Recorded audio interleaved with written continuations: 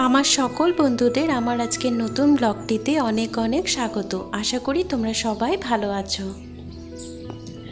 যে সকল ব্যক্তিরা ছোট ছোট জিনিসের মধ্যে আনন্দ খুঁজে পায় তারাই কিন্তু প্রকৃত অর্থে জীবনে সুখী হতে পারে।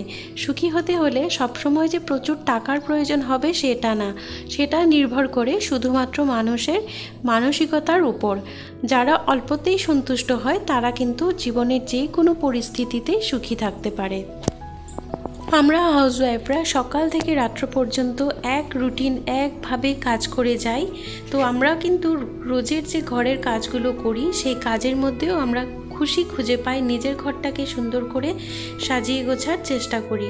তো দেখো আজ যেহেতু রবিবার, তো আজকে একটু কাজের চাপটা বেশি। স্নান টান করে সোজা চলে এসেছি রান্নাঘরে। এদিকে হাজব্যান্ড মাছ নিয়ে এসেছিল, তো আজকে মাছের মাথাগুলো দিয়ে মুড়িঘণ্ট করে নেব। কারণ অন্যদিন যদি মুড়িঘণ্ট করি তো এসব মাছের কাঁটা খেতে একটু টাইম লাগে, তো হাজব্যান্ড অফিস যাওয়ার সময় খেতে চায় না।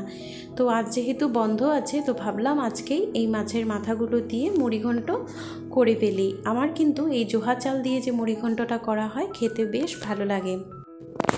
আর করেছি হলো শস্য দিয়ে মাছের চচ্চড়ি।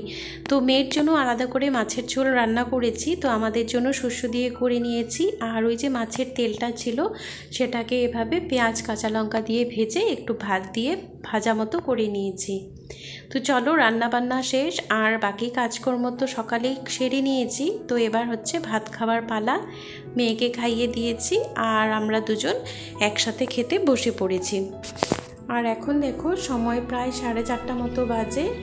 তো এদিকে সূর্যও আছে, আবার হালকা ঝিরিঝিরি বৃষ্টিও হচ্ছে। তো তোমরা বুঝতে পারছো কি না জানি না, কিন্তু তবে হালকা হালকা বৃষ্টি হচ্ছে, যেটা আমি ক্যামেরাবন্দি করতে চেষ্টা করেছি। তো কতটা বুঝতে পারছো সেটা আমি জানি না। তো যাই হোক, আজকে সকাল থেকে এরকম মেঘলা মেঘলা ছিল, খুব একটা রোদও ওঠেনি। তো এখন প্রায় 5টা মতো বাজে। তো এইদিকে ভাবছি সবার জন্য একটু আম কেটে নেই। তো আম কেটে নিলাম, আর মেয়েও আম খেতে ভালোবাসে, তো ওকে অল্প দিয়ে দেব। তো এখন প্রায় সন্ধ্যা হয়ে গেছে। তো সন্ধেবাতিটা দিয়ে তারপর হাজব্যান্ড বলল যে একটু সবজি আনতে যাবে। তো আমাকে বলল বাইরে যাব নাকি। তো যেহেতু ঘরেই বসেছিলাম তো ভাবলাম একটু বাইরে চলে যাই, মাইন্ডটাও ফ্রেশ হয়ে যাবে। সারাদিন ঘরে বসে তো ভালো লাগে না। আর এদিকে দেখো আমার মেয়ে নিজে নিজে স্যান্ডেল পরছে।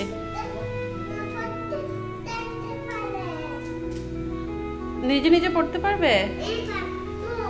নাও পড়ো।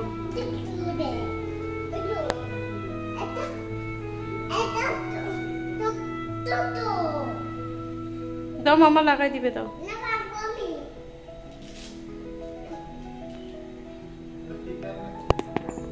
তো বাচ্চারা নতুন নতুন জিনিস শিখতে পেরে খুবই আনন্দিত হয়। তো জুতাটা পরা শিখেছে। আর এই যে দেখো ফ্ল্যাটের নিচে এসে দেখি কালী মন্দিরটাও খোলা আছে, আর পূজারি এসেছে, পুজো চলছে। তো বাড়ির নিচে যে কালী মন্দিরটা, এখানে আসলেই কিন্তু আমার মনটা একদম ভরে যায়।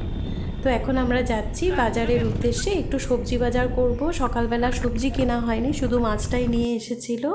আর আমাদের এক সপ্তাহের বাজার শুধুমাত্র সানডেতেই করা হয়, বাকি দিন যেহেতু হাজব্যান্ডের সময় থাকে না, সকালবেলা উঠে তাড়াহুড়ো থাকে, তারপর অফিসে চলে যায়। তো বাজার কখনো কখনো অফিস থেকে ফেরার সময় আনে, না হলে এই সানডেতেই সব বাজার করা হয়। তোমাদেরকে যে বলছিলাম ছোট্ট ছোট্ট জিনিসেই খুশি থাকা যায়, সেটা হচ্ছে আমি যে হাজব্যান্ডের সাথে শুধুমাত্র একটু সবজি বাজার করতে বাইরে বেরিয়ে এসেছি মেয়েকে নিয়ে, এটাতেই কিন্তু আমার বেশ ভালো লাগছে। আজকে সানডে বলে কোনো যে হোটেলে যাব, রেস্টুরেন্টে যাব বা অন্য কোথাও ঘুরতে যাব সেরকম কিছু নেই। আমার একটুতেই খুশি, একটু বাইরে বেরোতে পেরেছি। সারাদিন রুমে বন্দি থাকি, তো এটাতেই কিন্তু আমি বেশ আনন্দ পেয়ে গেছি। আর এই যে দেখো বাইরে যখন এসেছি তো আমার মেয়েও বলছিল যে পিৎজা খাবে, যদিও ও খাবে না আমি জানি, কিন্তু পিৎজা দেখেছিল ও একদিন টিভিতে, তো সেটা দেখার পর থেকে ওর খাওয়ার খুব ইচ্ছে ছিল। সবসময় বলে পিৎজা খাবে পিৎজা খাবে, তো ওর ইচ্ছের জন্য একটা পিৎজা আমরা নিয়ে নিচ্ছি। তো আমার এই ভিডিওটা যারা গুয়াহাটি থেকে দেখছো, গুয়াহাটি লালগণেশে এখানে একটা দোকান আছে ছোট্ট একটা স্ট্রিট সাইডে। তো এখানে কিন্তু বেশ ভালো পিৎজা পাওয়া যায়, তো খুবই রিজনেবল প্রাইস, খুবই কম প্রাইসে পাওয়া যায়। তো তোমরা এখানে এসে একবার ট্রাই করতেই পারো, কারণ সবসময় যে KFC বা ডমিনোজে গিয়েই পিৎজা খেতে হবে এমন কোনো কথা নেই।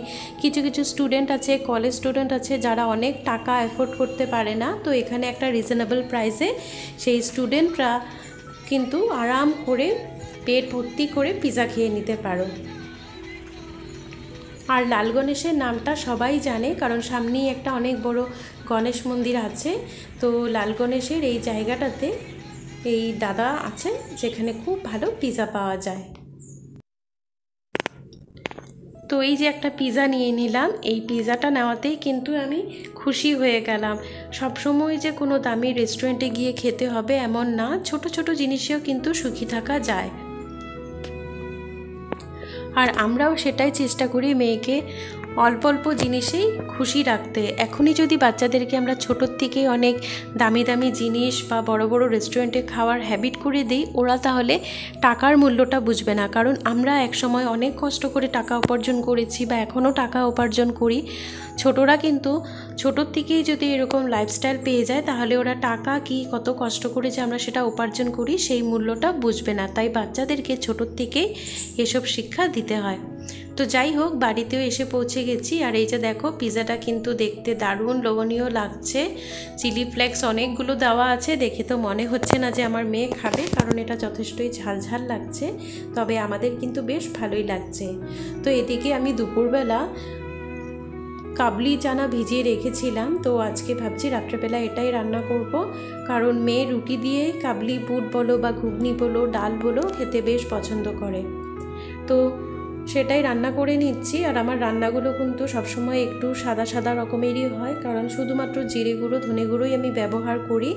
আর লঙ্কা গুঁড়ো বা লঙ্কা বাটা কোনো রকমের ঝাল জিনিস ব্যবহার করি না, কারণ যেহেতু এগুলো মেয়েও খাবে।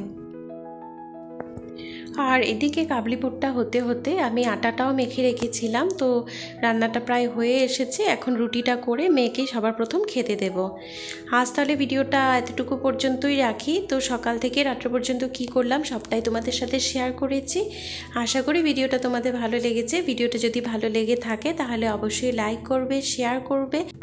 আরেকটি কথা না বললেই নয়, যারা এত সময় ধরে আমার ভিডিওটি দেখে আসছো তাদেরকে অনেক অনেক ভালোবাসা আর ধন্যবাদ আমার পাশে থাকার জন্য, আমাকে সাপোর্ট করার জন্য। আর যারা প্রথমবার আমার ভিডিওটি দেখছো তারা অবশ্যই আমার চ্যানেলটি সাবস্ক্রাইব করে পাশে থাকা বেল বাটনটি প্রেস করে দিও, যাতে এরকম নতুন নতুন ভিডিও আপলোড করলে তোমরা সবার প্রথম নোটিফিকেশন পেয়ে যাও। আজ তাহলে চলি, তোমরা সবাই ভালো থেকো, টাটা।